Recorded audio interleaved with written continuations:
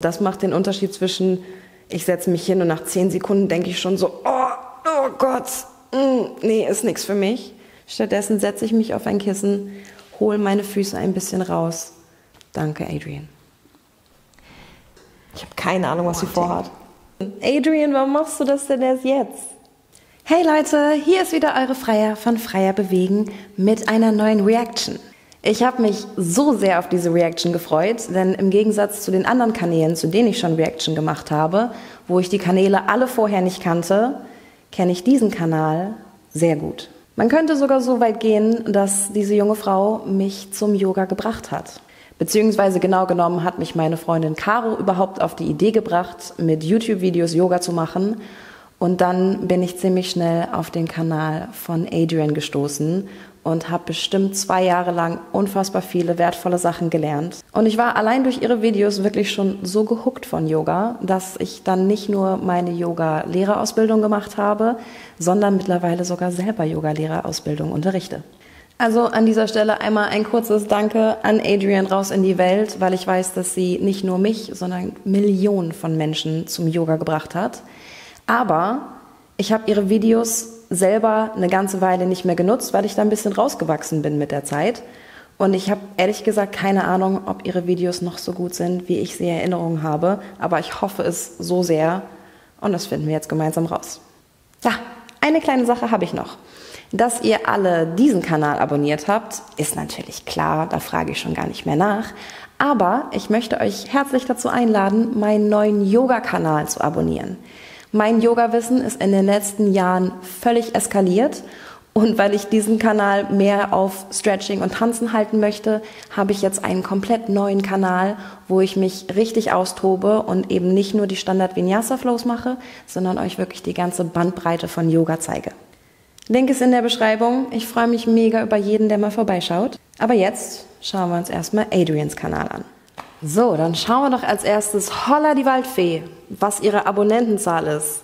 Mein Yoga-Kanal hat gerade 300 Abonnenten, aber ich gönne Adriene jeden einzelnen ihrer 12,9 Millionen Abonnenten. So viele, so große YouTube-Kanäle gibt es nicht, aber da trifft es echt mal die richtige. Wir verschaffen uns zu Beginn der Reaction ja immer erstmal einen kleinen Eindruck vom Kanal. Wie gesagt, Yoga with Adriene kenne ich und deswegen weiß ich, dass die erste Sache, die ich positiv hervorheben möchte, ist die Tatsache, es gibt zwar Mobility und sehr power-orientierte Sachen, aber zum Beispiel hier, Brahmari Pranayama, der Bee-Breath. Das sind Atemübungen, die für mich erst Yoga vollwertig machen. Wobei ich muss kurz die Anekdote einstreuen, dass als ich angefangen habe mit Adriene, das muss so 2017 rum gewesen sein. Und da war ich noch komplett die Leistungssportlerin und ich wollte, dass es brennt und ja, das mit dem Atmen, das erzählt sie zwar, aber das habe ich so ein bisschen unter den Tisch fallen lassen.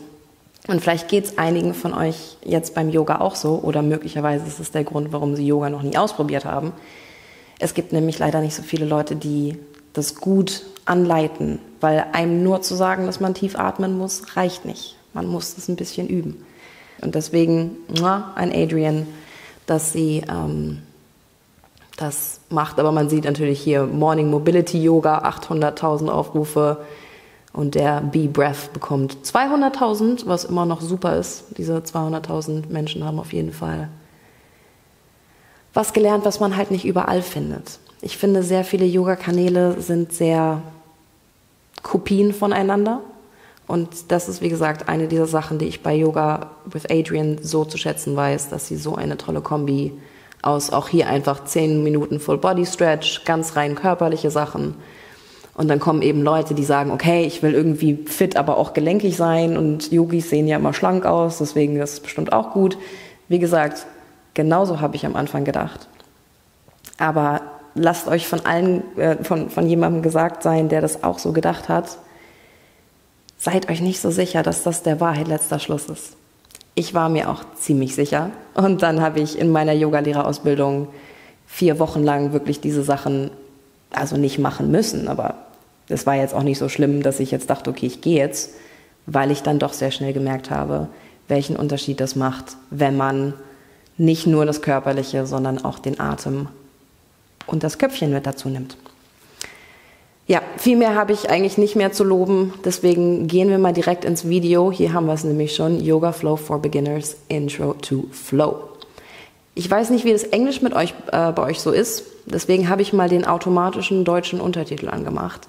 Ich habe ihn mal angetestet, der ist eigentlich ganz gut. Schauen wir mal. Aber bevor wir in dieses Video starten, wollen wir uns noch mal kurz in das Mindset eines Anfängers reinversetzen.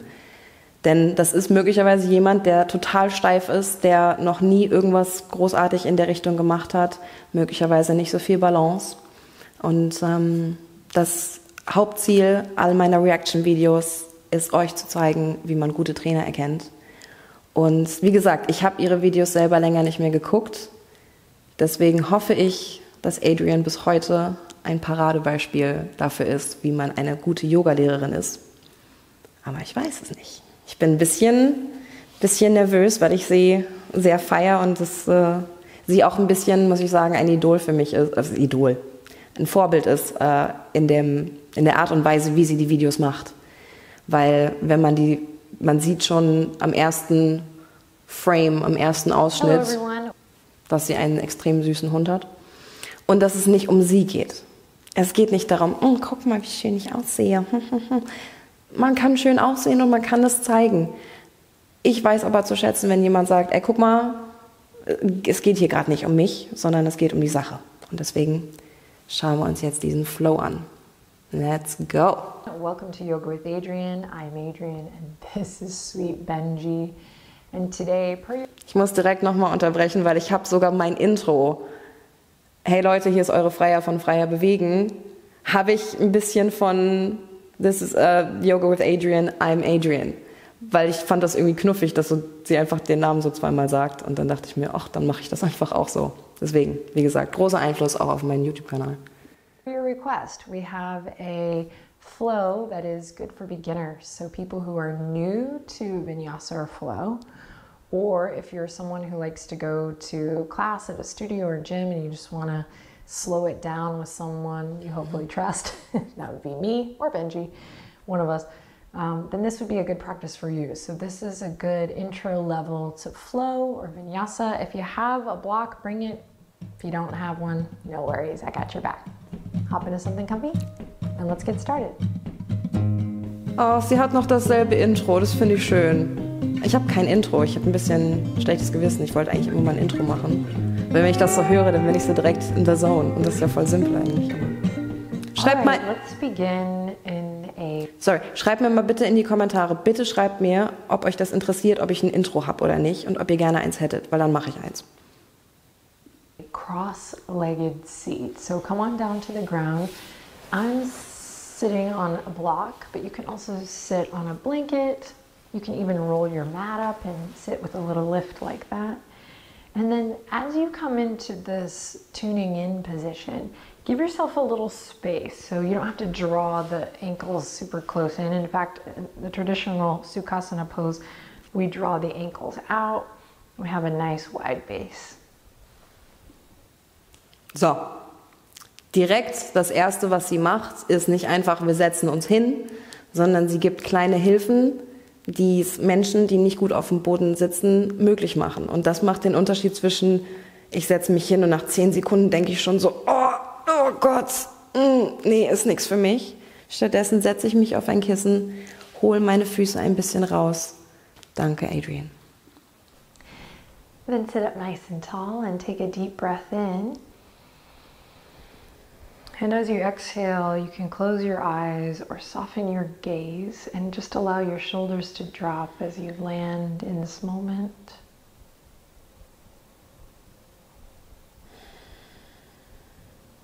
And then again, a deep breath in.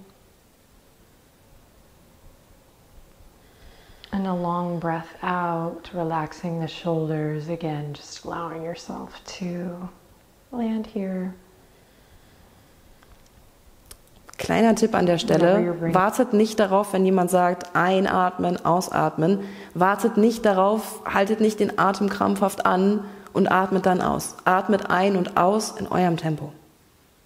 To this practice, this moment, whatever shape you're in, mentally, emotionally, physically, it's all good. It's an honor and a pleasure always to guide you. We're going to flow today, so this is a beginner's flow. So I really want to kind of bring it down to a foundation level to best support you. And that foundation level is going to be to remember this one thing. The breath always comes first. Love it. In the flow practice, the fuel that moves the body, the gas comes from the breath. And the quality of our movement is also dictated by the breath, particularly in vinyasa and in flow, although I feel that way all the time. So even if it feels quite hard, we're going to keep a focus on the breath the entire time, conscious breathing. All right? Ich finde es so großartig, dass sie sich gerade bei einem Anfängerflow da nochmal die Zeit nimmt, zu sagen, hey, der Atem kommt zuerst und nicht einfach anfängt, okay, wir machen jetzt schon mal Übung 1, 2, 3. On that note, you can bat the eyelashes open and we're gonna inhale, move into an all fours position. As you exhale, start to get situated with the wrists underneath the shoulders, the knees directly underneath the hips, and you can move your block to the front of the mat if you have one. Cat-cow. Inhale. The first part of the flow is here. We inhale, drop the belly, open the chest. Klassiker. Look forward. Exhale, press into the palms, round through the spine. Kann man auch einfach nicht viel falsch machen. Inhale, drop the belly, look forward. And exhale, navel draws up as you press into the hands, press into the tops of the feet. Do a couple more with the sound of your breath. It can help to make the breath audible if you're familiar with Ujjayi breath, the victorious breath. That can help anchor a busy mind. Das ist so schön, dass sie gerade die Ujjayi-Atmung erwähnt, weil das genau die Sachen sind, für die ich auf diesem Kanal noch nicht so richtig den Platz hatte, die es aber auf dem neuen Yoga-Kanal auf jeden Fall geben wird. Flow a couple more times here with your breath. Again, allowing the breath to fuel the action.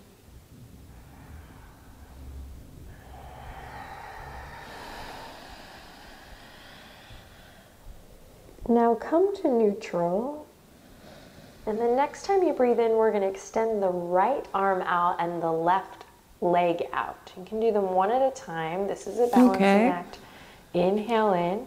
Exhale, draw your limbs in toward the center of your body and round through the spine. And we flow. Okay, wir haben den ersten kleinen Kritikpunkt, weil wir sind schon eine Weile auf den Handgelenken. Anfänger haben jetzt schon Handgelenkschmerzen. Einmal kurz in eine Child's Pose gehen, um ein bisschen die Handgelenke zu entlasten, hätte ich jetzt gemacht. Und ich hätte ehrlich gesagt auch erstmal einfach ein Bein ohne den Arm.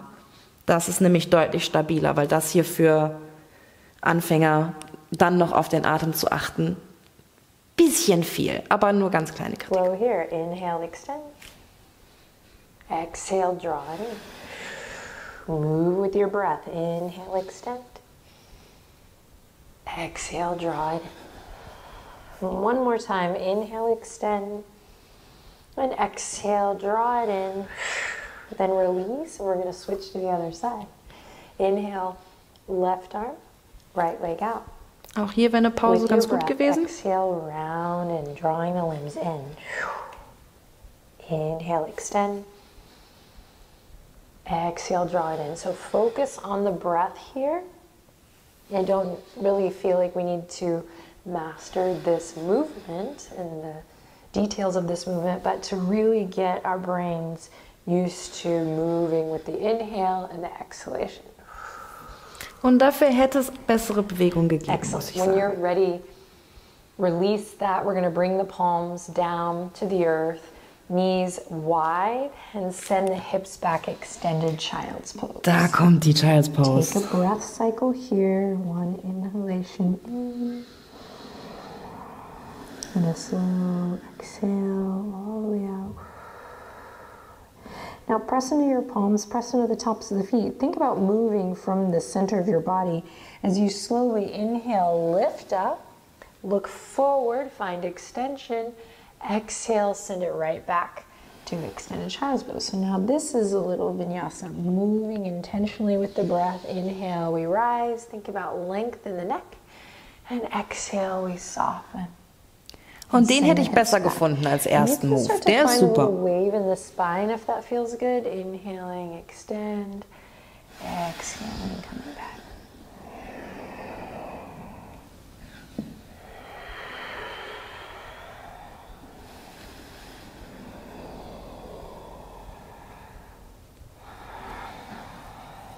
Awesome. The next time you inhale, come forward. You'll walk the knees underneath the hips, curl the toes under, and on an exhale, send the hips back for downward facing dog. Breathe in here. Plant the palms. Draw your navel up and in, and think about sending the majority of your weight into the low body. And to do that, we press away from the yoga mat with our palms instead of crashing down in. And this sensibility and literally this strength comes with practice. So just keep breathing. Da muss ich kurz einhaken, weil der nach unten schauende Hund für Anfänger ein bisschen so eine kritische Position ist, weil die eben auch dieses Feintuning erfordert, was man erst mit der Zeit bekommt. Ihre Erklärungen waren gut, aber ich glaube, als Anfänger ist es auch einfach eine schwierige Position. Nice. Now bend your knees. We're going to walk the feet one little step at a time all the way up to the tippy top of the mat. When you get there, feet hip-width apart and a standing forward fold. So relax the weight of the head over here, find your breath, and really bring your awareness to the soles of your feet. Ground down through all four corners of the feet. Notice if one foot maybe is pointed out. Can you guide it back in? See if you can get them parallel. Sehr wichtig, immer auf die Füße zu achten. Just feel that lengthening in the whole hamstring and the low back. And if you want to do any soft, easy movement here, clasping the elbow. Hier könnte man einem Anfänger einen Block anbieten zum Abstützen. Just notice if you've started to shorten your breath or even constrict your breath here. Keep it flowing.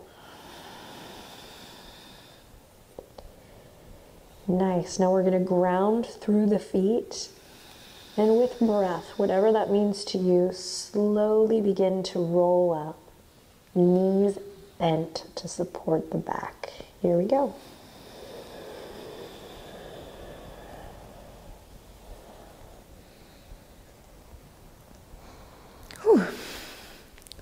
Mir wird nicht ein bisschen schwindelig dabei. Rise tall into Tadasana, mountain pose. And when you get here, ground through the feet again, lengthen through the crown of the head, lift the chest and draw your shoulder blades together and down. So you come into quite a stance here, quite a pose. Das hat sie schön erklärt, in this gerade mit den posture, Schultern. we actively draw the navel in and up. And for today's variation, you could open the palms, just kind of in a receiving Hatte ich sogar schon. All right, now the breath fuels the action. So soft knees, the inhale takes the fingertips all the way up. Ideally, you want to stretch as long as your inhale so that we're really synchronizing the two things. And then exhale, same thing.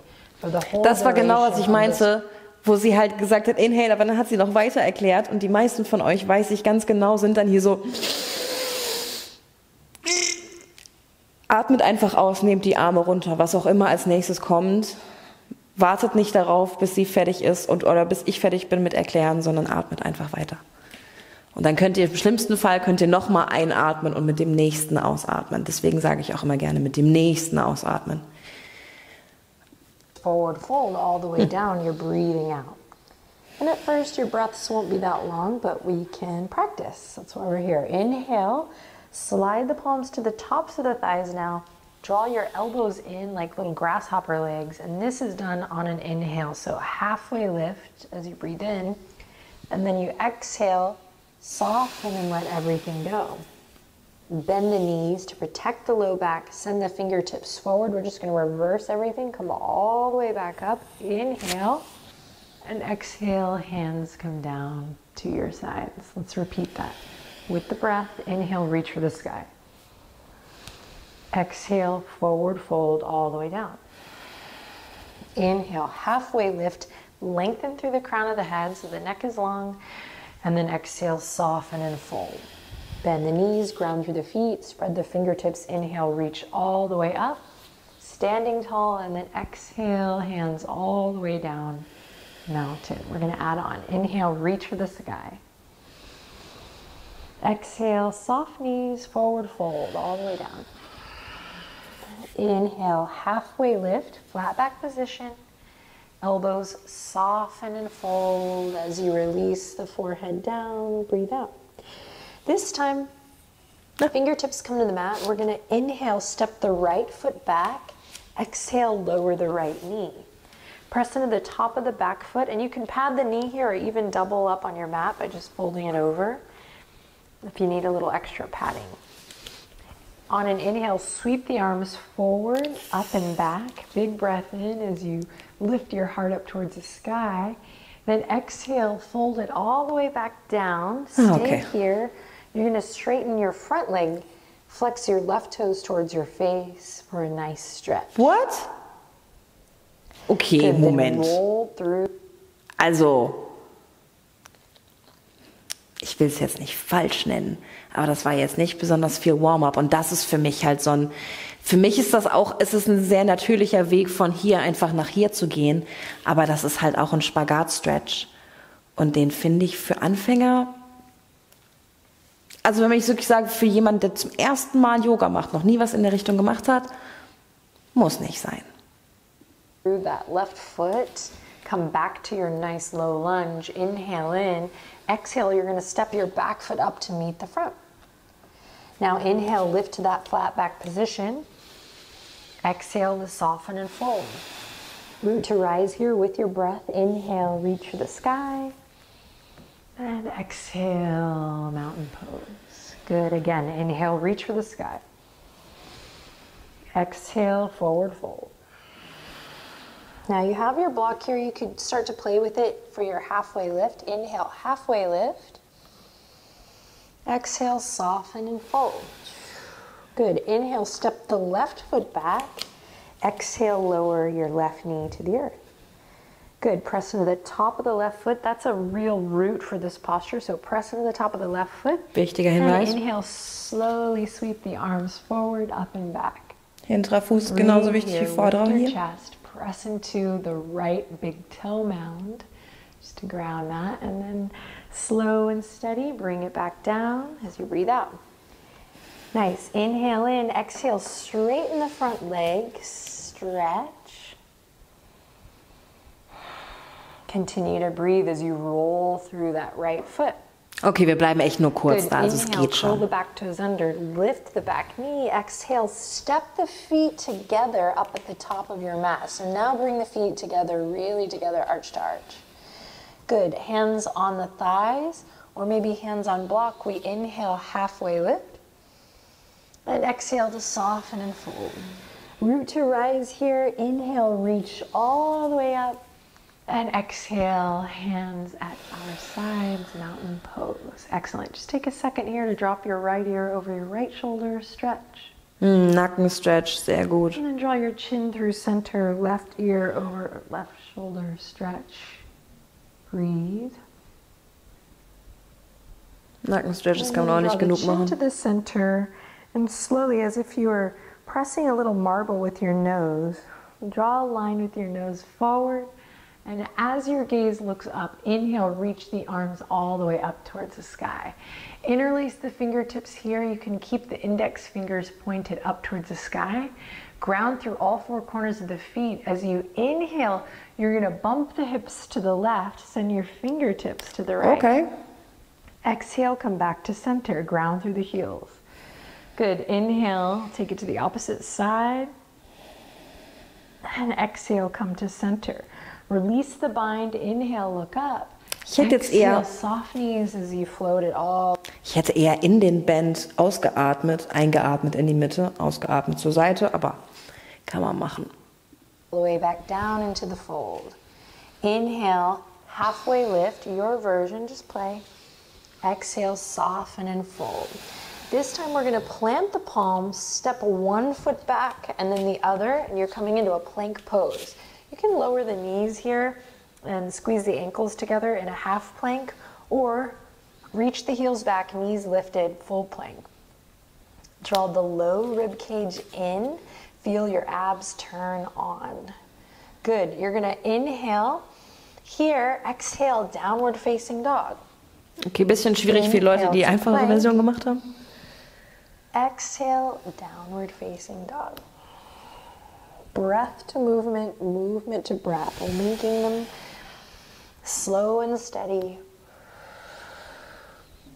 Nice, and then the next time you're in plank, take a deep breath in, and exhale, you're gonna slowly lower all the way to your belly. Press into the tops of the feet again, squeeze your elbows into your sides again, walk your hands back underneath your shoulders or in line with your rib cage. Good, inhale, press into the pubic bones, start to slowly lift the head, the chest, the shoulders, baby cobra. Sehr gut, dass sie erstmal die Baby Cobra macht, weil ich zu viele Anfänger-Flows sehe, die direkt den ganzen Weg nach oben pushen und für einen Anfänger immer erstmal rantasten, gerade bei so Rückensachen. Tail release, forehead kisses the earth. Süß. And again, with the breath, inhale, rise up. Maybe go a little higher, maybe not.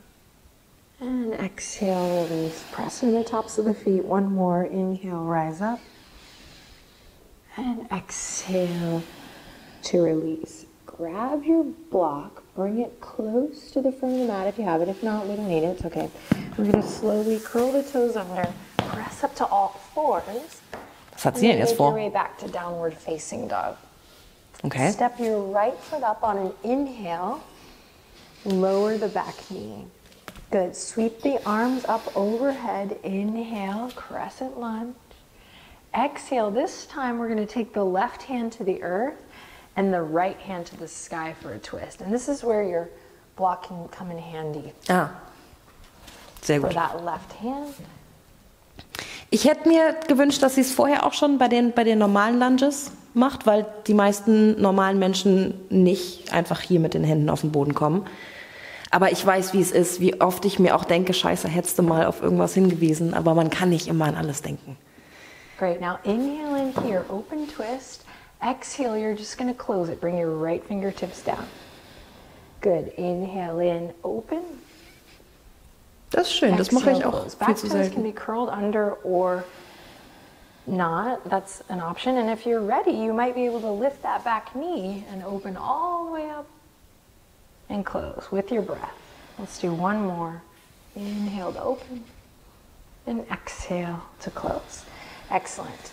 Plant the palms, step it back to plank pose. Inhale in, exhale slowly lower to your belly.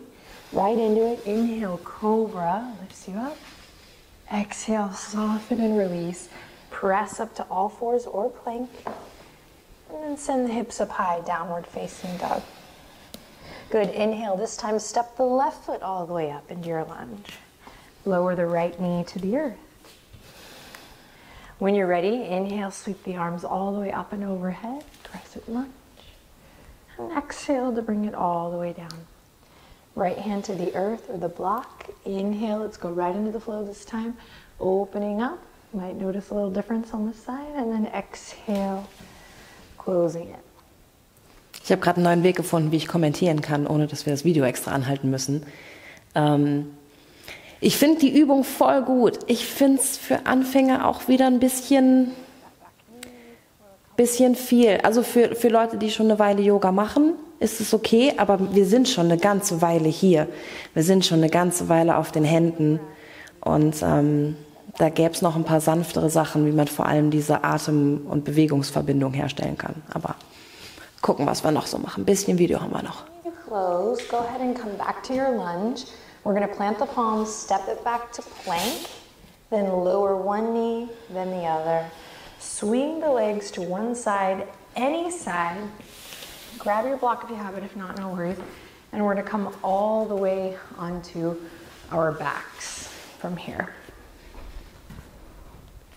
Ich glaube, so sehe ich besser. Excellent. Walk the heels in, press the palms into the earth, toes pointing forward.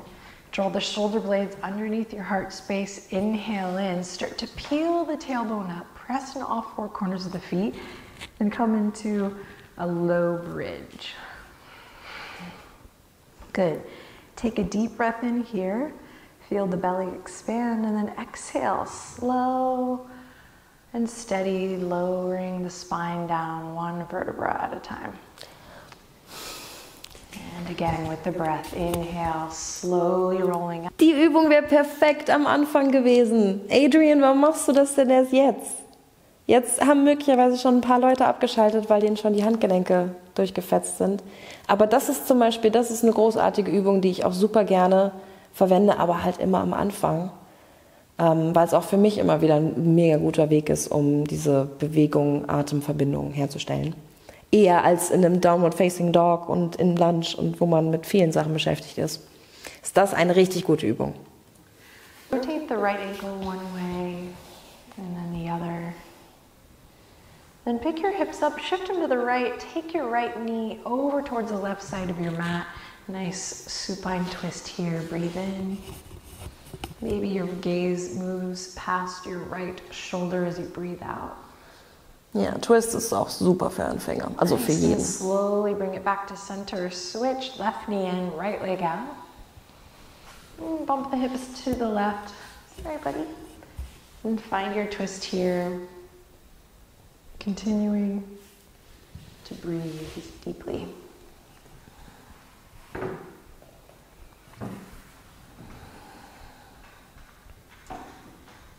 Then come back to center. If you have a block, you can use it here as a pillow. Believe it or not, really awesome.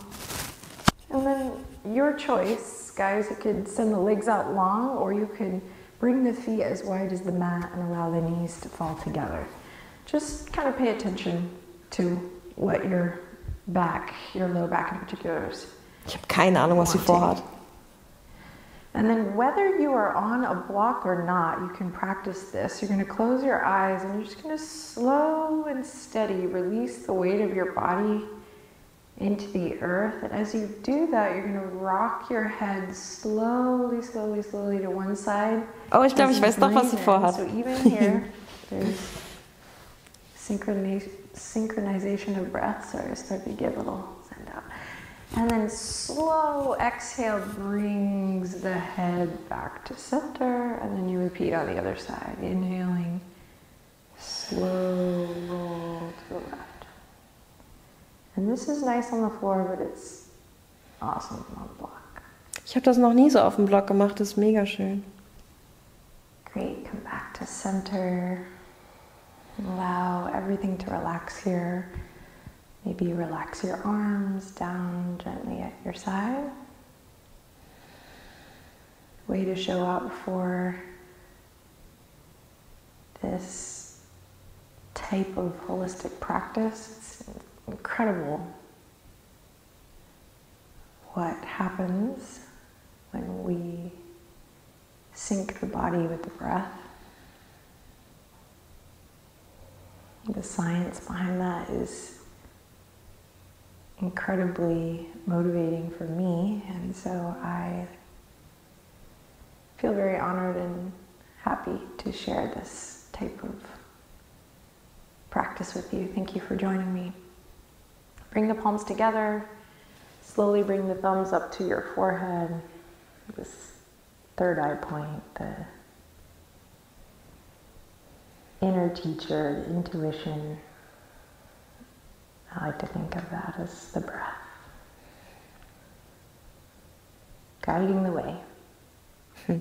Way to show up let's repeat this practice another day together, and of course continue to explore other flows, vinyasas. Take a final breath in together and out together to close. Great work, everyone. Namaste. Namaste und Hariom. Das war wirklich ein toller Flow. Auch vielleicht hat es zwischendurch ein bisschen so gewirkt, als hätte er mir nicht so gut gefallen. Also das Intro fand ich wunderschön. Vor allem, wie sie das Sitzen nochmal erklärt hat. Die Verbindung mit dem Atem war wirklich großartig. Ich fand das Tempo mega gut. Viel zu viele Yoga-Flows sind viel zu schnell. Und wenn eine Sache auf dieser Welt nicht zu schnell sein sollte, dann ist es Yoga. Aber dann ist sie doch ziemlich ordentlich eingestiegen mit den vielen Downward Facing Dogs, mit den vielen Forward Folds, mit den vielen Lunges. Und ich hätte es großartig gefunden, wenn sie zum Beispiel einfach, um diese Atemverbindung aufzubauen, wirklich erstmal einfach ein paar Atemzüge mit einer ganz simplen Bewegung, über die man gar nicht viel nachdenken muss, damit man seine ganze Aufmerksamkeit auf den Atem richten kann. Denn wie sie am Ende richtig gesagt hat, es gibt mittlerweile einfach unzählige wissenschaftliche Belege, nicht nur einzelne Studien, sondern Metastudien, das heißt die Auswertung von mehreren Studien zusammen, die belegen, wie gut der Atem ist für unsere Gesundheit, für unsere mentale wie körperliche Gesundheit. Und eine letzte Sache, die ich noch zu dem Flow unbedingt sagen muss, ist, dass ich so erleichtert war, dass sie am Ende ein Shavasana gemacht hat. Das, was sie da am Ende macht, machen viele nicht, weil da liegt man ja nur rum. Aber eigentlich ist Yoga dazu da, um einen in den Zustand von Entspannung und Harmonie zu bringen. Und das Shavasana ist dafür da, um in diesem Zustand einen Moment zu bleiben und auch mal nichts zu machen. Denn mal nichts machen ist unfassbar wichtig. Aber bevor wir fertig sind mit diesem Video, haben wir noch eine letzte Sektion und das sind die Kommentare. Ich wäre überrascht, wenn die Kommentare jetzt alles andere als positiv sind. Yeah, beautiful reminder that it is okay to be a beginner and that we should sometimes activate our beginner eyes again. Also schöne Erinnerung, dass es okay ist, ein Anfänger zu sein und dass wir alle unsere Anfängeraugen wieder aktivieren sollten. So viel Liebe für Anfänger, so viel Liebe für jeden Menschen, der sich traut, irgendwas Neues auszuprobieren. Ich liebe es, Anfänger zu sein übrigens. Beste Sache der Welt. I've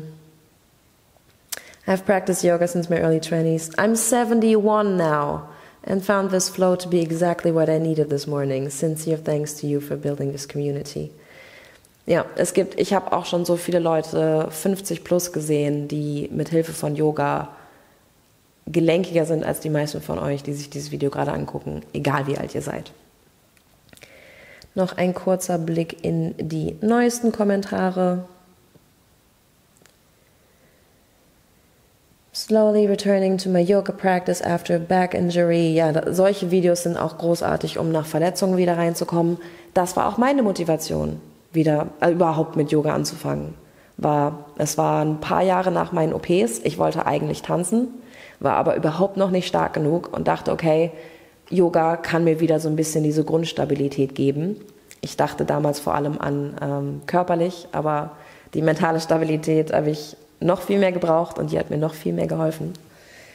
I'm not a beginner, but I found this perfect for me today.